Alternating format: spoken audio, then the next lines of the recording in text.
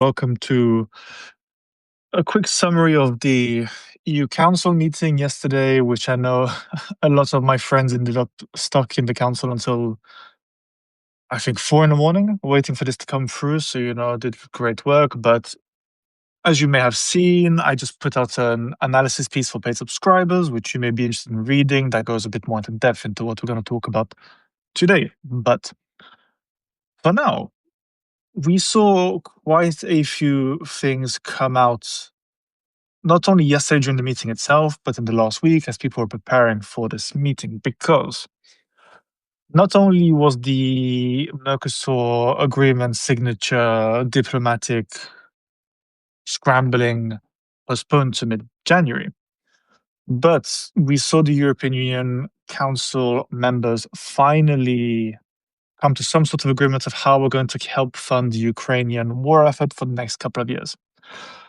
I'll get to that in a few minutes because I want to go through a few of the less important things for the start, but still important, of course. I mean, the topic of the Middle East, for example, I didn't cover this in my paid article, was very much a weird one because it was very fluffy language without any real cohesive and concrete activity behind it. Basically, the council repeated the same things they've been saying about the Palestine situation yet again, calling for immediate, unimpeded, and sustained distribution of humanitarian aid, the need to allow UN and UN agencies to work independently and bring aid towards the people who are suffering in the region, and stating that the EU is going to continue engaging with all of the partners in the area. It's very basic things. It's very simple language. It's things that we've become accustomed to and we've heard many times before that tend to not really manifest in much until the member states decide to just force things through. Now, there was something very, very interesting that come through, though, is that the EU leaders all came out and strongly condemned the increase in settler violence against Palestinians. Now, this is something that's quite important because whatever side you land on the discussion of Israel-Palestine, you have to admit that there's been a massive increase in settlers attacking Palestinians, removing them from their homes, from their villages, from their towns, and that nothing is really being done to stop them. Now, the European Union has been quite active in actually implementing sanctions against these extreme settlers who are engaged in extreme violence and in some cases actively killing innocent individuals just to steal their homes, which is completely unacceptable. And it's right that the Council is engaging in this. And aside from this, there were calls for de-escalation within Lebanon, the need to preserve Lebanon's stability and to move past these episodes of violence and these instabilities that we're seeing ongoing, linked to the ongoing unrest and the ongoing instability caused by the Hamas-Israel war, the carnage in Palestine, etc., etc. And of course, they reiterated that they're supporting the peaceful and inclusive transition in Syria under the new leadership, now that Assad's been removed and he's currently playing Call of Duty on his own in some penthouse in Moscow. And in the Middle East, it was a repetition of everything that we've seen so far. It was a repetition of the things that we keep hearing, and it's a repetition of what's already been said many, many, many times. And admittedly, this was never going to be a huge aspect of the council this week, purely because of the sheer severity of the other issues on hand, notably Mercosur, notably Ukraine, notably Russia. Aside from that, the European leaders were talking about defense and security. And it's important to note that everything in this discussion is linked in some way, shape, or form to the multi-annual financial framework for 2028 to 2034, which is the EU's 7-year budget, which actually funds everything that's going on, decides who gets what, and decides what's actually being paid for and by who and for what. Now, the EU has decided, aside from decrying this very mean and evil Russian and Belarusian hybrid campaign against Europe, where there's cyber attacks, hybrid attacks, attempts to force the migrants that Russia and Belarus are bringing into Europe, to force them through borders to create instability in Europe, weaponizing these poor people looking for a better life. And even in some cases, according to what I've been reading recently in some analysis, actually helping them to tunnel under borders, which is the most devious way of actually abusing these poor people. The European leaders took stock of the progress and decided that the EU is on track to be at a sufficient defense readiness to deal with these risks and these threats and these attacks against its own security by 2030. And this is a combination of individual member states' preparations, uh, coalitions of various capable member states are able to work together, and also engaging in priority areas where they're able to actually launch projects, develop capacities, develop industrial capacity, develop the ability to create weaponry. And most importantly, there was obviously a welcoming of Canada getting involved in the SAFE program, which is a 150 billion funding program for European defense readiness and various partners, which includes Canada, which Japan has applied for as of a few days ago, which Turkey is attempting to apply for, and which the UK has wanted to apply for and has sort of stumbled through because, oh, it's a bit too expensive. We don't want to pay that much. We want it to be cheaper. Bref. And they're also working on the so-called defense readiness omnibus, as well as the military mobility planning. Now, these are two very important dossiers that are going to be very key in ensuring that Europeans can actually defend themselves if Russia completely loses the plot and tries to invade Estonia or Poland, which is suicidal, but they can do what they want. So, on the military mobility topic, the important part of this is that there have been various plannings and various analyses being made when it comes to the ability of member state military forces to actually traverse the European Union. And this has shown that a lot of what we had during the Cold War, a lot of the infrastructure that was put in place by member states to actually enable rapid disembarkation of material, of manpower, of equipment, of vehicles, of heavy duty weaponry, etc., isn't quite possible as it stands now. This is anything from bridges not being able to handle the weight of a tank or a self-propelled artillery unit, or certain vehicles used for rapid infantry or mobilized infantry or what have you, from highways that can no longer actually sustain a regular landing and takeoff regime of certain aircraft that would be able to bring emergency equipment to places in, for example, the east of Germany or in Poland or whatever, purely because the bridges are too close together, because the guardrails on the side are too tight, they can't be removed, or the tarmac is simply too soft to be able to handle that kind of weight. Not just in the summer when it's a bit more malleable, when it struggles with your SUV or your trucks or whatever, but even during the winter because they simply do not have the infrastructure within the concrete to actually maintain this.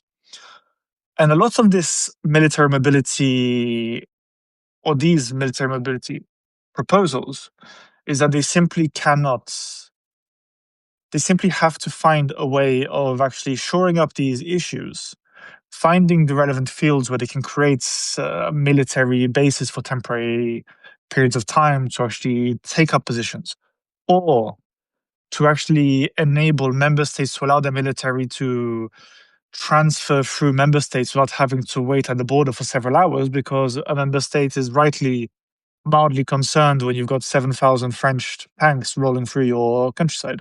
You know, it's understandable, it makes sense, but at time of war, when NATO has to mobilize within the space of, I think, I've seen between 8 and 12 hours to be able to actively defend the Eastern Front against a potential Russian invasion or against a potential Russian attack, or to reinforce certain regions of Europe when there's been an initial attack. The initial defensive forces have been mobilized. They've blunted certain attacks, but they're feeling the strain of the invasion, the high pace of warfare, bombardments, and this kind of thing.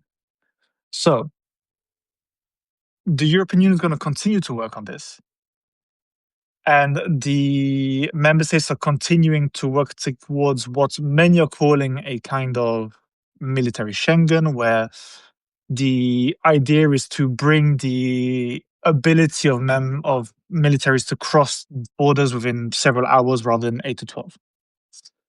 Now, aside from that, the Defense Readiness Omnibus is similar to lots of the general omnibuy that are going through the union, which are about reducing red tape, allowing member states to produce more of whatever they need, and ensuring that certain factors from a normal industrial situation don't simply break down. Now, speaking from personal experience, for example, I once worked in an industry related to paints, coatings, marine coatings, and this kind of thing, which meant that, a lot of the legislation I was working on was about how do you maintain safe levels of certain unsafe chemicals within things such as the coating on your ships or the coatings on your trucks, or in some cases, the coatings on a box of munitions within the European Union. And this was a very odd one as someone who's got a more geopolitical background, because I worked on a dossier when it came to the labeling of a product. And while I wasn't working on specifically the military equipment, it took a very long time for the member states and the parliament and the council and the commission to come to some kind of decision that they could exempt military equipment packaging from labeling requirements according to EU industrial law. And this is very odd because when you think about it, a military just needs bullets.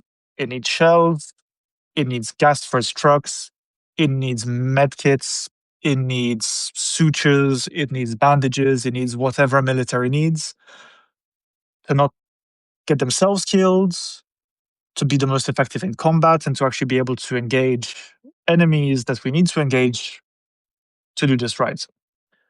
Yet, this legislation, up until some late stage of the discussion itself, rendered, I think, most of the military equipment illegal unless they went through some kind of delegated act to fix that after that had gone into effect.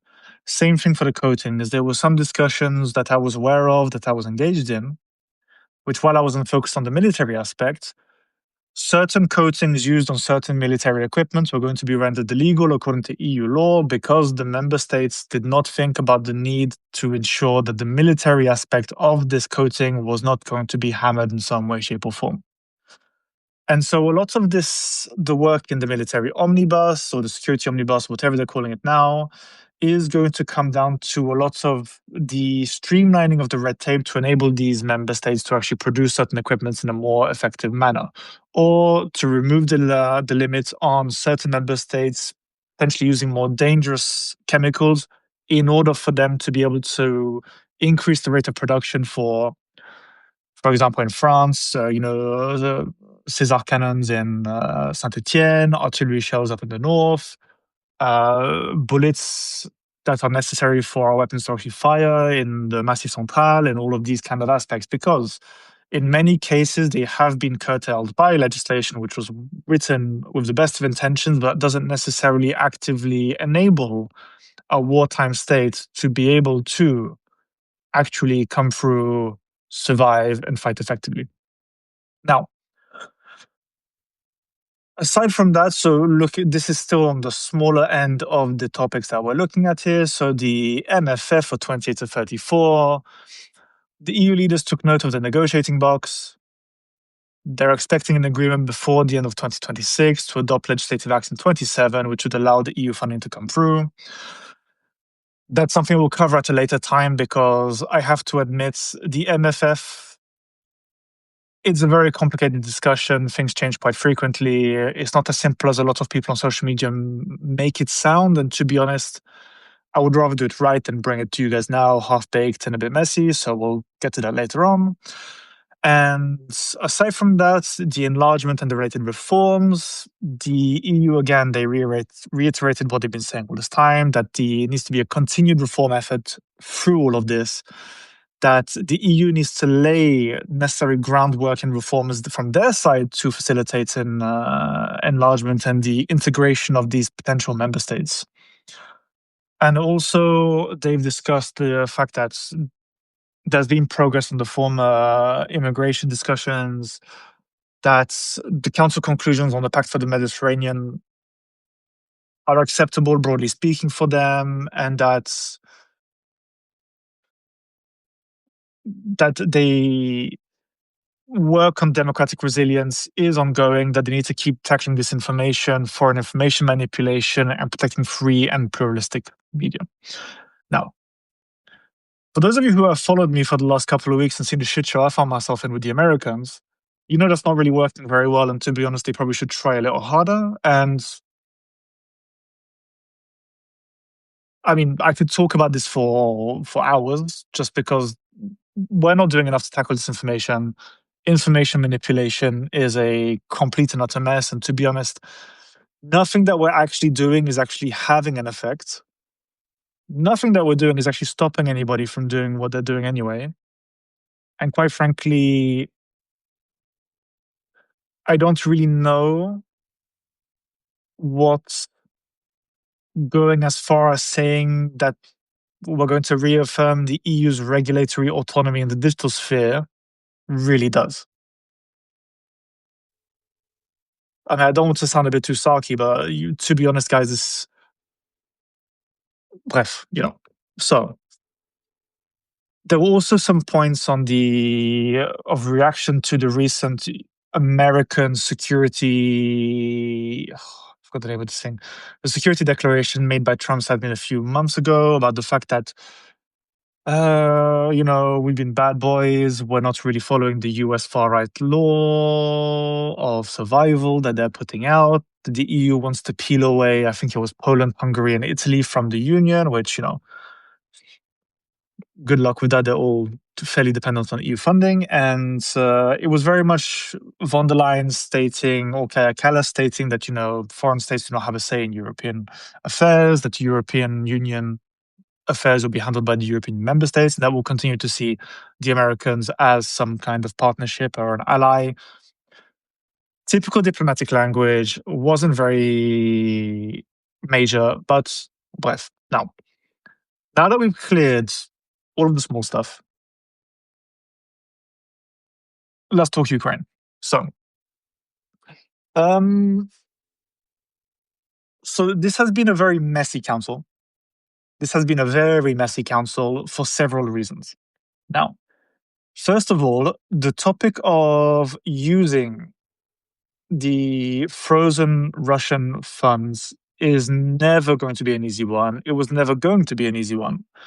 But on top of that, we're operating in an environment where you've got several member states, notably Hungary, Slovakia, Czechia, who lean pro-Russian, so block a lot of the efforts that can be made on that aspect, and who have currently been quite resistant when it comes to funding Ukraine in any way.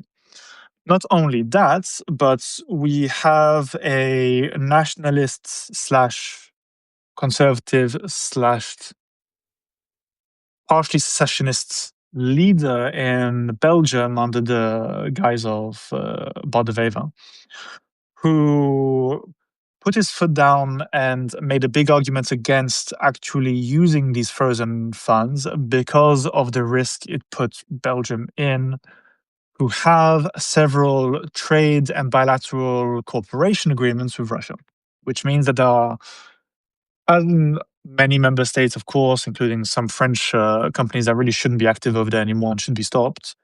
There are many Belgian companies that are active in Russia. And on top of this, Russia preemptively launched a legal proceeding against Belgium for the use of these funds. Now, on top of this, there were also threats that were directly made to Bart de Wever and Belgium by the Kremlin. This was covered by, I think it was the Washington Post, who quoted Bart de Wever directly. Euromaidan Press covered it as well, I believe.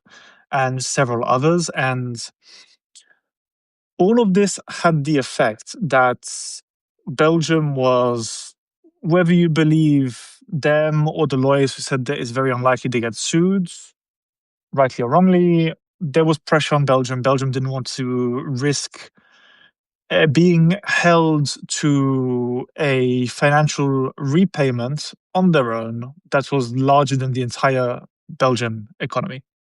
Now, look, I'm going to maybe be a bit simplistic on this point, but it's understandable that they feel this way. It's understandable that with the risks that we were seeing, that were being made, that the legal counsel in favor of the repatriation of Russian funds to reconstruct Ukraine and fund Ukraine were positive, were negative, etc., etc. The simple fact is that the EU Council wasn't able to find an agreement that worked for this. Now, we know that the unholy trinity of Hungary, Czechia, and Slovakia would never back Belgium on this, and this needs to be noted. They would never support Belgium if Belgium tried to fight against this. And Trump got sued. They would never support Belgium. It would never happen. Which would have left another 24 member states or 23 member states, excluding Belgium, to support them. And unfortunately, not enough of them made the arguments that they would. Now, the sticking point on this was very much that they didn't feel comfortable giving completely open contributions to any potential support for Belgium, which I believe, again, is understandable, but is very unfair when you're pushing Belgium to do this. But also, we have to take into account the fact that Belgium benefits enormously purely from having all of the European Union institutions, all of the European agencies, all of the workers related to the European Union, and all of the lobbyists who come here very frequently, the regular transport coming to Belgium, the business coming to Belgium because they need to have offices near the institutions, etc., etc. All of this to say that the use of frozen Belgian or frozen Russian funding was not put through, simply because no one could assuage Belgian fears, and also because there were 3 member states who were never going to agree to this anyway. Now, this didn't stop the council from making sure that the Russian funds remain frozen indefinitely in European territory, no matter what happens. The war in Ukraine could end tomorrow. Russia's not seeing that money for a while. And the idea behind this step taken by the council, and I've seen a few EU experts in the audience here, so please feel free to jump in whenever you want. I'll read out your comments or read out any questions anybody may have. The idea behind this is that everybody sends the commission off to find some kind of way of dealing with this, to find some legal backing and legal standing to protect whoever gets involved in this mess, and allows the council more time to try to assuage the fears of the various actors involved. Now, technically, Russia can still sue Euroclear for illegally withholding their funds, whatever. The problem with that argument, and admittedly, I'm not a legal expert on this topic, but I know that this has been done in the past. Great powers across history, and including recently, have frozen these kind of funds over and over again. Russia has done this without any legal backlash. The US has done this constantly for the last 40, 50 years, I believe. The British have done it. The French have done it. We have done this over and over and over and over again. Which is what leads many to question what is actually freaking out Bada Wever so much that he is blocking this so aggressively. Many people believe it could be these threats made against him by the Kremlin. Many people believe it could just be that he doesn't really believe that Ukraine can win, so he doesn't want to back a losing side. And in this domain, he's even said as much that he doesn't see Ukraine winning. And that he has said that, can't remember the exact quote, but Ukraine has to come to terms with the reality of the war, which is basically trying to create the language around a managed surrender by European powers that Ukraine could live with or Ukraine would be willing to accept. Ignoring the fact that Vladimir Putin has already said that he's going to push as far as he can until he's actually gotten his victory, until he's achieved his strategic goals, and until Russia holds arguably most of Ukraine. Bref. And this led to the decision by the European member states to continue the funding of Ukraine over the period of 2026 to 2027 to the tune of about 90 billion. Now, this is a loan, and it was only achieved due to the suggestion, and to their credit, this isn't the worst solution to the impasse, by Viktor Orban's Hungary, by Czechia and Slovakia, using Article 20 of the Treaty on the European Union to trigger enhanced cooperation, meaning that you've got 24 member states that are guaranteeing this loan through borrowing on capital markets, and this should cover everything. Now, there are several arguments for and against this in general. Now, the argument in favor is that, as Donald Tusk said yesterday morning or the day before, I can't remember exactly the timeline, that at this stage it's not a case of, it's not possible to let Ukraine just deal with this on their own. That what has to be done is that the European Union has to actually help Ukraine to survive, or the war will end up coming to our steps. And in the direct quote I have in mind is that it's either money today or blood tomorrow, which is entirely true because the Americans have completely abandoned Ukraine. And Donald Trump, as he desperately seeks some kind of... Sorry, my cat is currently jumping up and down the wall like an unhinged lunatic. Cool.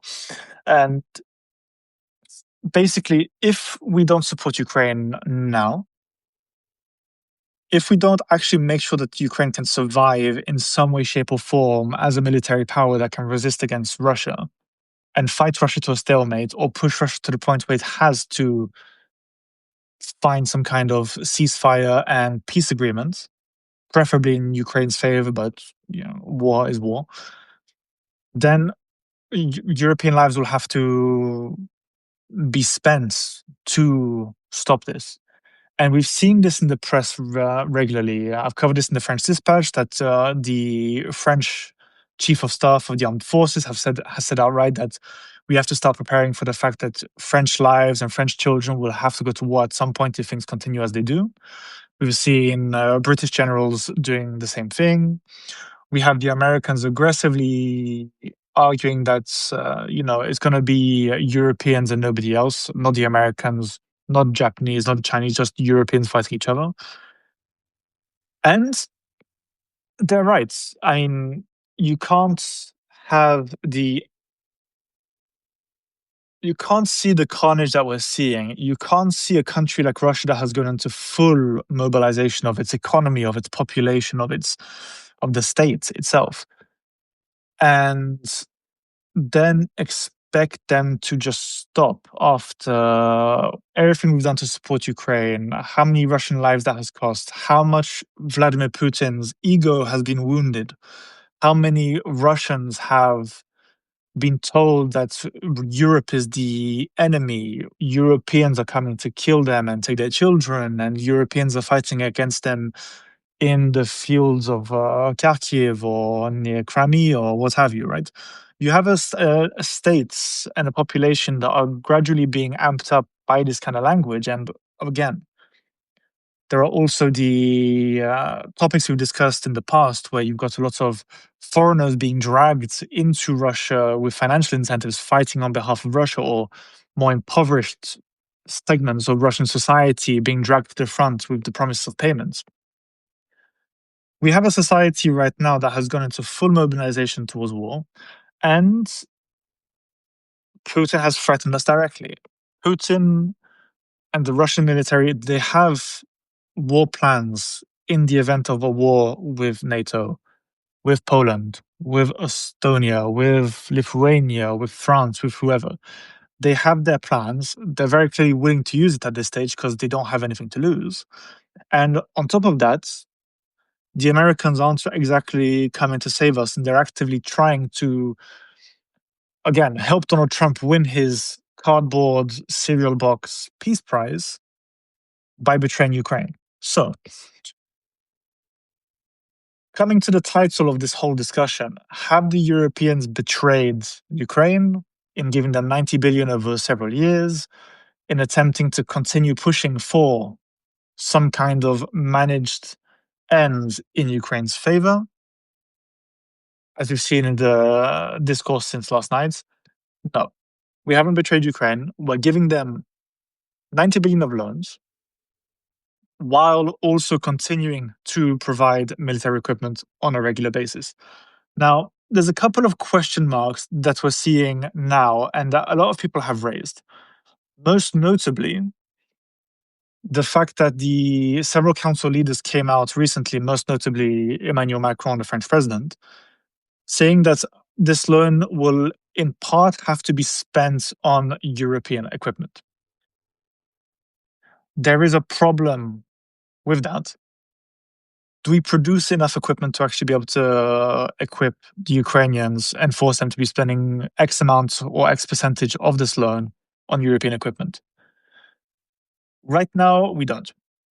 And I don't think it's entirely fair to be pushing the Ukrainians into that pocket when we haven't even brought the industrial capacity to the front yet.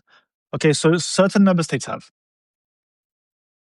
France are building new factories, we're increasing production lines, we're increasing the production of materiel, of vehicles, of what have you, and we're increasing the military exponentially. The problem is that those two things stop us from sending more to Ukraine, whether they're paying for it or not. Because when we have more reservists, when we have more soldiers, when we have more matelot, when we have more airmen who need to be equipped with equipment that will be used in the worst case scenario to fight against Russia, we can't give that equipment to Ukraine because it has to be in French hands. And if we don't have the equipment on hand to be able to train our soldiers or even equip them when they're in service or equip them when they're on deployments on the Eastern Front or what have you, there's a fundamental mismatch there with the industrial capacity and the industrial reality, as well as the reality of equipping an army while trying to support another to equip theirs. And this is a major problem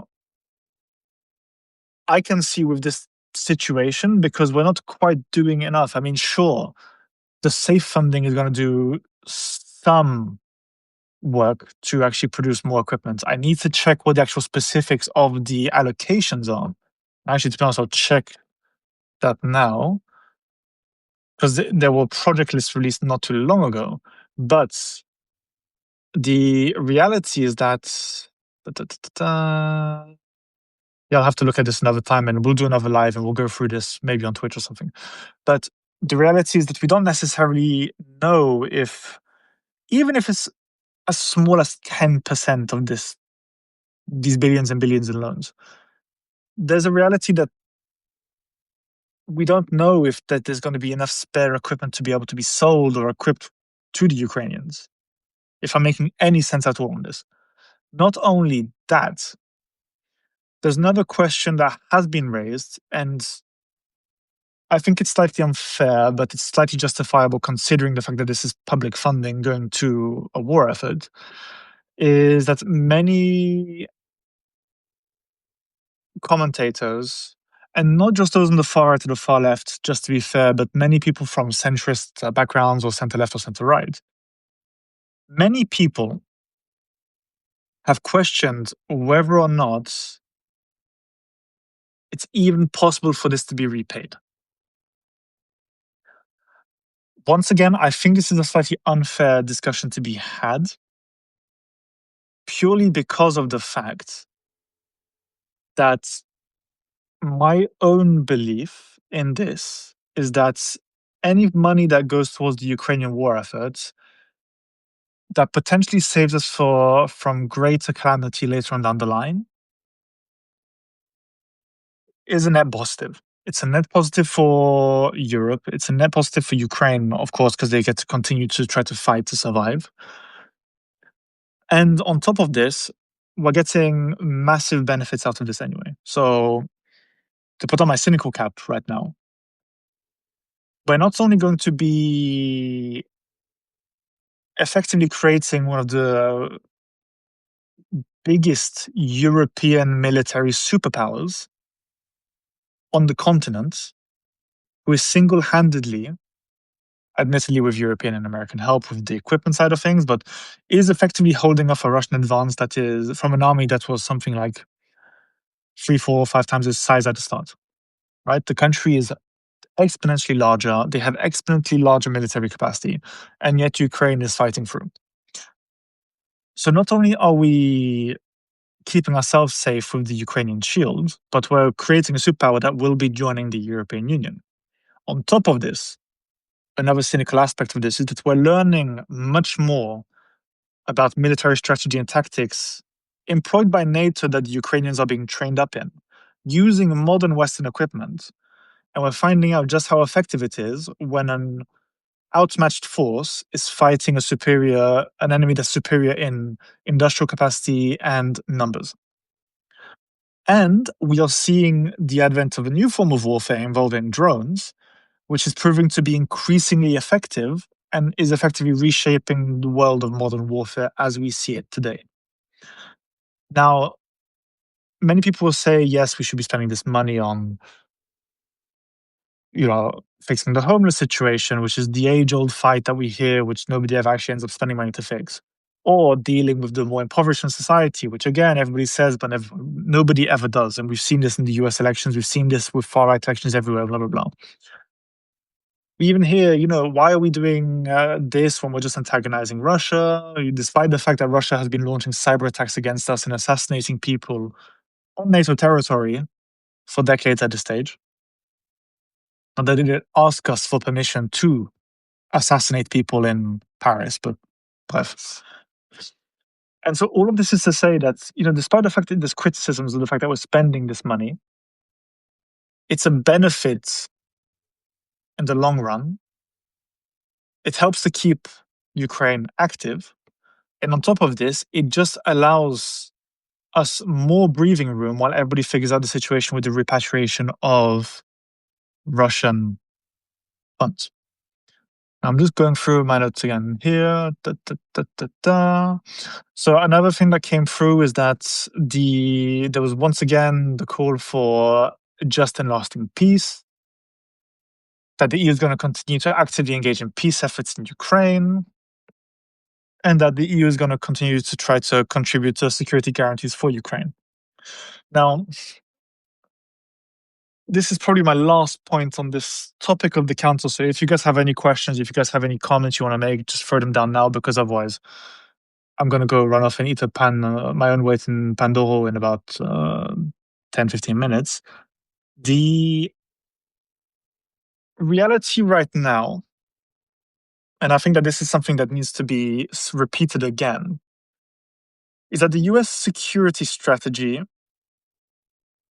is one of the biggest problems that we have right now as European geopoliticians in general.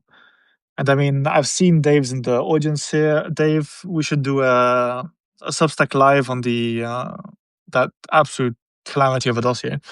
But the reality is that we're dealing with an ally that's not really an ally of ours anymore, that is actively attacking our strategies for ensuring that the world doesn't catch fire. We all end up dying in trenches in the next 20 years.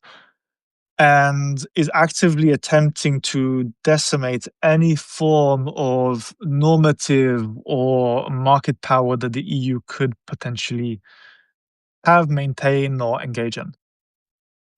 You're seeing this through the way that the US is attacking regulatory frameworks in Europe, the fact that they're, again, trying to peel away member states from the European Union to create the favorite project of the far right, which is this Europe of nations, not this union of Europeans.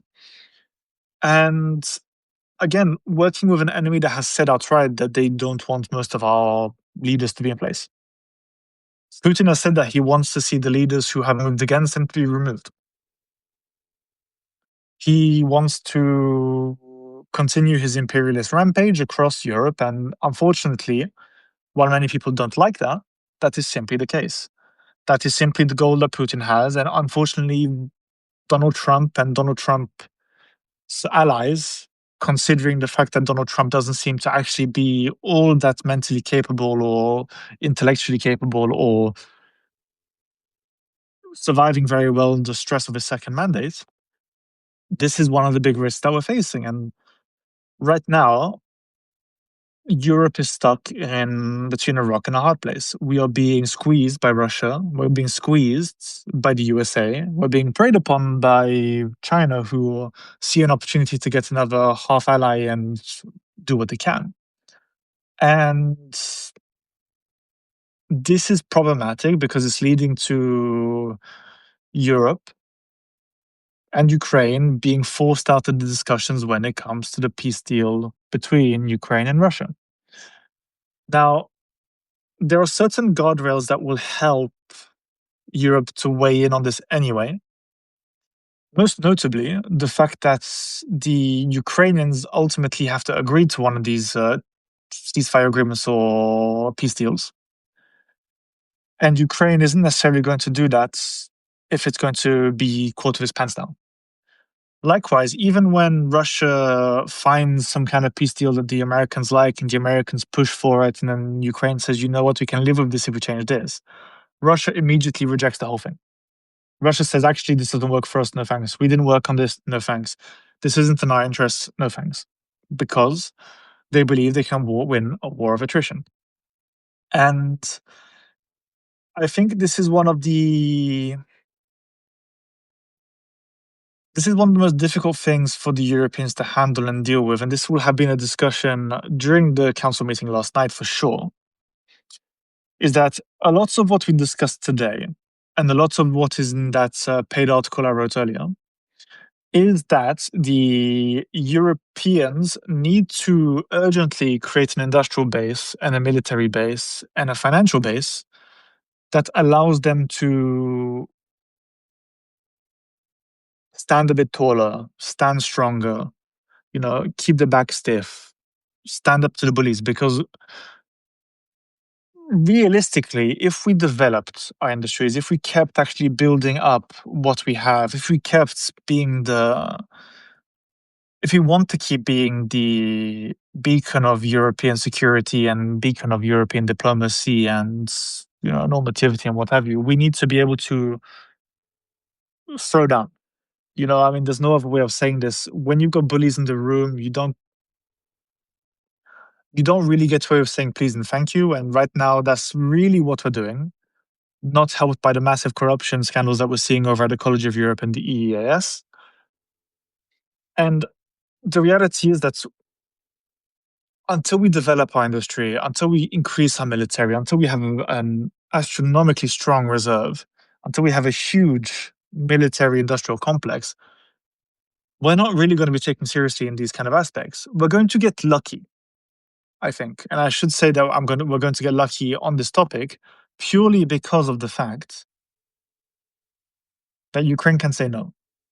And Russia will keep saying no as they play for time and stall Donald Trump, who will keep running on his hamster wheel, saying, oh, we can find a peace deal. Oh, Putin loves me. Oh, I love Putin. No, no, no.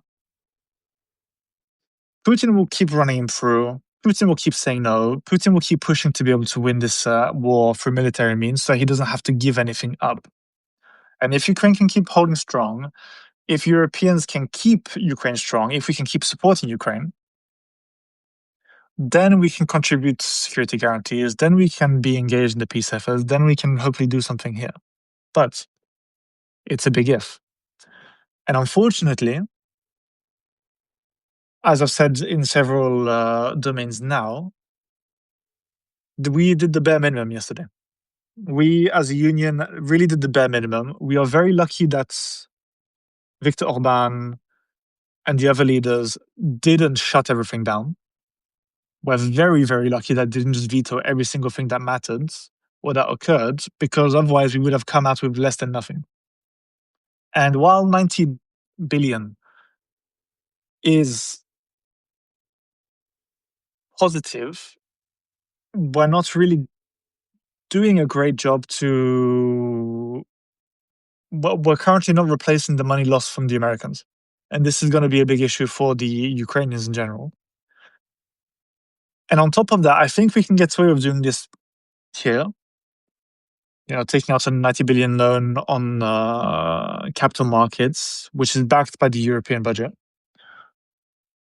We can maybe do it one or two more times. But the problem then becomes political. And we've got big elections coming up soon. We have municipal elections in France next year. We have the starts of the presidential elections in France. And right now, currently, it's looking like Jordan Bardella is going to come through. We have the AfD, who's coming out very strongly in Germany. If they start winning power, then Ukraine has some big issues.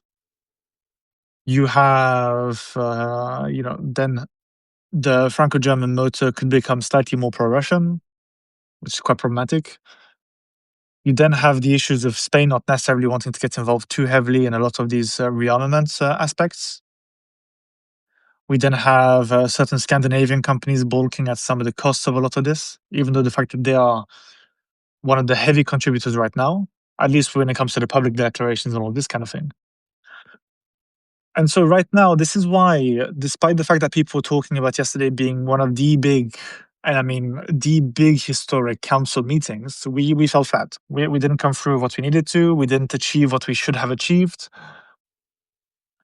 We were stopped. We were limited by our political structures. We were limited by the structures of the council. We were limited by European law. And also by the fact that, despite the fact that he faced down threats from gangs across Belgium when he was becoming aggressive up in Antwerp, related to drug trafficking and gang violence and this kind of stuff, we were stopped by Bart de Wever getting scared of Russia's threats and Russia's pressure on Belgium. And again, it was understandable. It's we can't fault the Wever for that, but it's going to have huge ramifications. And we'll have to see whether the commission can come through and actually convince him to do otherwise the next time the topic pops up. So, despite the fact that I promised a very short and brief breakdown of this whole council meeting, this went on for about 50 minutes. So thank you guys for tuning in. Hope you enjoyed it. Hope you learned something. Hope I said something useful, quite honestly, because, it's always nice. And if you're not already subscribed to the French Dispatch, there's a button somewhere on the screen. Feel free to subscribe. Follow me on social media. Read my articles. Let me know what you think. And guys, while I was supposed to be on holiday already, there's always something that happens. So thank you for tuning in. Have a great weekend. Enjoy the Christmas break. And maybe see you guys before the New Year. Maybe not, but we'll see. But yeah, Merry Christmas, Happy New Year, and have a great end to your day.